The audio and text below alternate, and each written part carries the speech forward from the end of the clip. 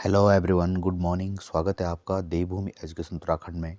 जैसे कि आपको विदित है कि हाल ही में उत्तराखंड सरकार द्वारा यूनिफॉर्म सिविल कोड समान नागरिक संहिता 27 जनवरी 2025 को यहाँ पे लागू की गई है। उत्तराखंड में यूसीसी लागू हो गई है और इस प्रकार यह उत्तराखंड देश का पहला राज्य बन गया है जिसके द्वारा यूसीसी लागू की गई।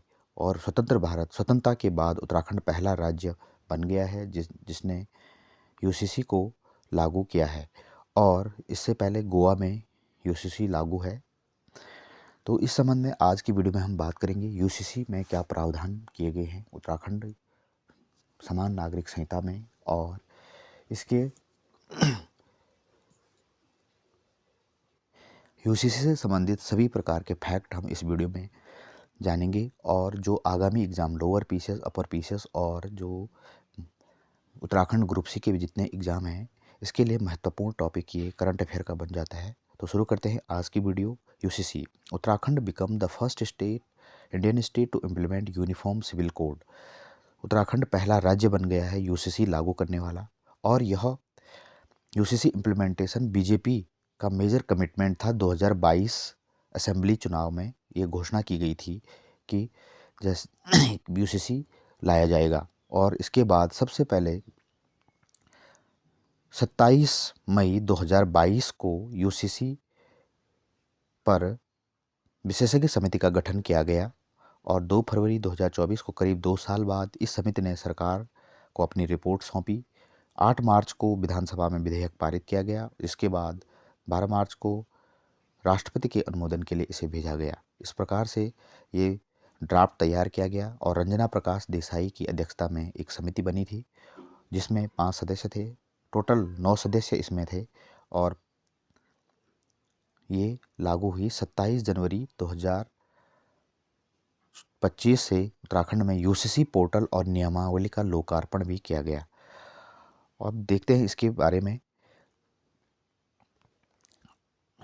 रंजना प्रकाश देसाई की अध्यक्षता में बनाई गई थी समिति। तो इस समिति में कौन कौन से सदस्य थे, ये एग्ज़ाम के लिए काफ़ी इंपॉर्टेंट पॉइंट है। इसमें जो ड्राफ्ट तैयार करने के लिए सुप्रीम कोर्ट की पूर्व न्यायाधीश रंजना प्रकाश देसाई की अध्यक्षता में कमेटी गठित की गई थी। इस कमेटी में जस्टिस प्रमोद कोहली, मनु गौड़, शत्रुघ्न सिन्हा, सुरेखा डंगवाल को शामिल किया गया था। सुरेखा डंगवाल दून विश्वविद्यालय के कुलपति हैं। मनु गौड़ सामाजिक कार्यकर्ता है। शत्रुघ्न सिन्हा पूर्व आईएएस चीफ सेक्रेटरी हैं उत्तराखंड के। और प्रमोद कोहली रिटायर्ड जज हैं। ये इसमें सदस्य हैं। यूसीसी का ड्राफ्ट सामने आने के बाद सरकार ने इसकी नियमावली तैयार करने के लिए 9 सदस्यीय कमेटी गठित की गई। तो यहाँ पे आपको क्लियर कर दूँ, यूसीसी के लिए 5 सदस्यीय कमेटी का गठन किया गया था। और यूसीसी नियमावली, अगर एग्जाम में पूछा जाता है, यूसीसी नियमावली के लिए 9 सदस्यीय कमेटी गठित की गई थी जिसकी अध्यक्षता की थी पूर्व मुख्य सचिव शत्रुघ्न सिन्हा की अध्यक्षता में यूसीसी नियमावली के लिए कमेटी बनी थी। और यूसीसी पर जो कमेटी बनी वो रंजना प्रकाश देसाई की अध्यक्षता में 27 मई 2022 को बनाई गई। और नियमावली पे बाद में जो कमेटी बनाएगी वो मुख्य सचिव शत्रुघ्न सिन्हा की अध्यक्षता में बनाई गई। इसमें 9 सदस्य थे। अपर सचिव न्याय सुधीर सिंह, पुलिस उप महानिरीक्षक प्रशिक्षण बरिंदरजीत सिंह, दून विश्वविद्यालय के वीसी प्रोफेसर सुरेखा डंगवाल, सामाजिक कार्यकर्ता मनु गौड़, और अपर सचिव कार्मिक पंचायती राज शहरी विकास एवं वित्त को इसमें पदेन सदस्य बनाया गया था। तो ये महत्वपूर्ण फैक्ट है आगामी एग्जाम के लिए, ग्रुप सी और यूकेपीएससी एग्जाम के लिए। रंजना प्रकाश देसाई की अध्यक्षता में कमेटी बनाई गई थी और इस समिति ने 2 साल, लगभग 1 वर्ष 11 माह और 18 दिन बाद ये अपनी रिपोर्ट प्रस्तुत की। तो यहाँ पे आप देख सकते हैं यूसीसी का जो ऐतिहासिक यात्रा है, मतलब हिस्ट्री इसकी। सबसे पहले 27 मई 2022 को यूसीसी विशेषज्ञ समिति का गठन रंजना प्रकाश देसाई की अध्यक्षता में की गई। 2 फरवरी 2024 को यूसीसी पर विस्तृत रिपोर्ट प्रस्तुत की गई। 8 फरवरी को राज्य विधान सभा द्वारा अधिनियम को अनुमोदित किया गया, अप्रूवल मिला 8 फरवरी को। 7 फरवरी को ये पेश किया गया था विधानसभा में। और 8 मार्च 2024 को राष्ट्रपति का इसको अप्रूवल मिल गया था 8 मार्च को। 12 मार्च 2024 को यूसीसी अधिनियम जारी किया गया और 18 अक्टूबर 2024 को यूसीसी नियमावली प्रस्तुत की गई और इस प्रकार फाइनली 27 जनवरी 2025 को उत्तराखंड में समान नागरिक संहिता लागू की गई और इसके साथ पोर्टल भी लॉन्च किया गया यूसीसी का। ये बुलेट पॉइंट्स हमने देखे, उत्तराखंड डीआईपीआर की वेबसाइट से ये सोर्स लिया गया है। यहाँ पे देख सकते हैं आप, ये फैक्ट एग्ज़ाम के लिए काफ़ी इम्पोर्टेंट है। 27 मई 2022 को यूसीसी की विशेष समिति का गठन और और फाइनली 27 जनवरी 2025 को यूसीसी लागू। नेक्स्ट चलते हैं, यूसीसी में क्या प्रावधान किया गया है, उत्तराखंड यूसीसी एक्ट में क्या प्रावधान किए गए हैं, इस बारे में हम डिस्कस करेंगे। उत्तराखंड यूसीसी लागू करने वाला देश का पहला राज्य बन गया है। यूसीसी लागू होने के साथ ही शादी, तलाक, विरासत संबंधी कानून, कई नियम इसमें बदल गए हैं। किसी भी जाति और धर्म में शादी तलाक का एक ही कानून होगा। और यूसीसी लागू होने से क्या बदलाव होंगे, यहाँ पे सबसे पहले है शादी का रजिस्ट्रेशन अनिवार्य किया गया है। शादी का रजिस्ट्रेशन अनिवार्य होगा। ग्राम सभा स्तर पर भी शादी के रजिस्ट्रेशन की सुविधा दी गई है, जिसके लिए सब रजिस्ट्रार, वीपीडीओ, ग्राम पंचायत विकास अधिकारी को इसके लिए अधिकृत किया गया है, सब रजिस्ट्रार। और रजिस्ट्रार इसमें हैं जो तहसीलदार और एसडीएम, बीडीओ इसमें रजिस्ट्रार बनाए गए हैं। और इसमें पंजीकरण, शादी का पंजीकरण कराना 6 माह के अंदर ये अनिवार्य किया गया है। और यहाँ पे कट ऑफ डेट भी रखी गई है, 26 मार्च 2010 के बाद की सभी शादियों के लिए रजिस्ट्रेशन करना अनिवार्य है। तो ये कट ऑफ डेट आप याद रख लें आगामी एग्जाम के लिए, 26 मार्च 2010 ये कट ऑफ डेट आई। उत्तराखंड कंपलसरी मैरिजेज एक्ट 2010 में आया था, इसके बाद ये डेट रखी गई। लिव इन रिलेशन का भी पंजीकरण इसमें अनिवार्य कर दिया गया है। और किसी भी लिव इन रिलेशन से अगर किसी बच्चे का जन्म होता है तो उस शादी के बाद जन्मे बच्चे को भी पूरी तरह कानूनी अधिकार मिलेंगे, कानूनी अधिकार उस बच्चे को मिलेंगे। लिव इन रिलेशन का पंजीकरण इसमें अनिवार्य किया गया है। तो यहाँ पे एक इसमें विवादित इस लिव इन रिलेशन के संबंध में यहाँ पे राइट टू प्राइवेसी, कई इसमें कैंडिडेट्स के द्वारा राइट टू प्राइवेसी का हनन के लिए इसमें कोर्ट जाने के लिए इसमें प्रावधान कर रहे हैं। नेक्स्ट इसमें है क्या क्या बड़े बदलाव होगा, क्या क्या बड़े बदलाव इसमें होंगे। शादी के लिए योग्य लड़कियों की उम्र एक समान होगी। सभी को बच्चे गोद लेने का अधिकार होगा। दूसरे धर्म के बच्चे गोद नहीं लिए जा सकेंगे। उत्तराधिकार में लड़कियों को लड़कों के बराबर हक मिलेगा, जैसे ज़मीन में लड़के लड़कियों को बराबर का हक मिलेगा। इस कानून से अनुसूचित जाति को बाहर रखा गया। तो यहाँ पे ये कानून लागू नहीं होगा। भारतीय संविधान के भाग 21 आर्टिकल 269 से 292 जनजाति समूह पर ये लागू नहीं होगा। पूजा और परंपराओं में कोई बदलाव नहीं किया गया है।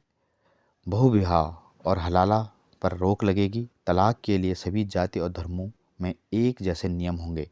तो यहाँ पे आप देख सकते हैं उत्तराखंड में यूसीसी पोर्टल भी लागू किया गया, नियमावली भी लागू हुई। नियमावली के कुछ बिंदु यहाँ पे दिए गए हैं। ऑनलाइन पोर्टल के माध्यम से कर सकेंगे पंजीकरण। इंटरनेट सुविधा नहीं है जहाँ पे सीएससी एजेंट घर देंगे सुविधा। आधार कार्ड के आधार पर पंजीकरण होगा। पोर्टल के माध्यम से भी की जा सकेगी शिकायत। विवाह विच्छेदन की सभी प्रकार की सूचना के लिए 60 दिन का समय दिया गया है। लिव इन में रहने वाले 1 माह के भीतर पंजीकरण कराना अनिवार्य किया गया है। तो ये यूसीसी नियमावली के प्रावधान हमने देखे। अब कुछ बुलेट पॉइंट हैं इसमें। मुख्य प्रावधान, समान नागरिक संहिता के मुख्य प्रावधान क्या हैं। विवाह का पंजीकरण अनिवार्य।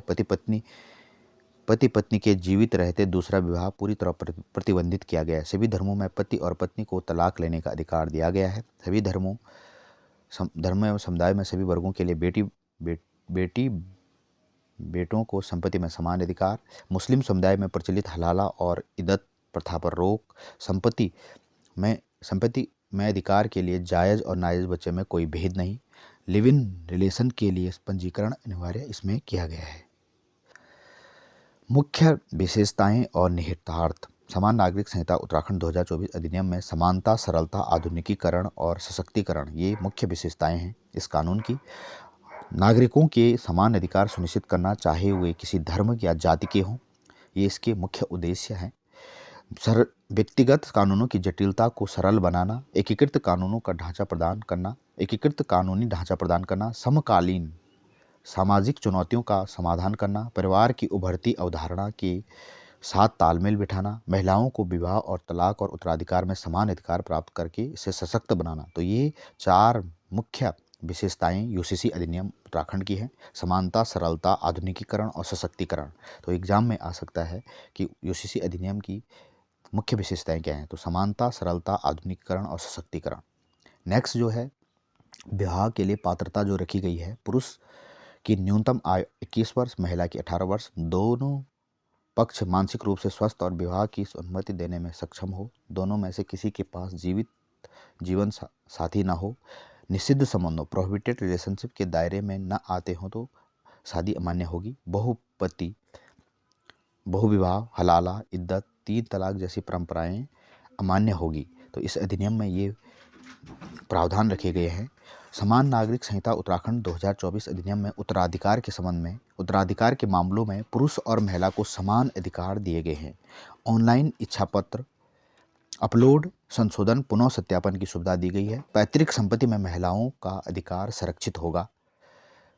नियमों के उल्लंघन पर पुलिस को सूचना देनी होगी। समय पर आवेदन न करने, नियमों का उल्लंघन करने पर रजिस्ट्रार और सब रजिस्ट्रार को पुलिस को सूचना देने का अधिकार है। इस पर जुर्माना भी लगाया जा सकता है। तो जुर्माना यहाँ पे विवाह की जानकारी सत्यापित न होने पर इसकी सूचना माता पिता या अभिभावक को दी जा सकती है। तलाक, विवाह विच्छेद या विवाह शून्यता मामलों में यूसीसी लागू होने से पहले या बाद की डिक्री होनी चाहिए। डिक्री बाहर पारित हुई भी हो सकती है।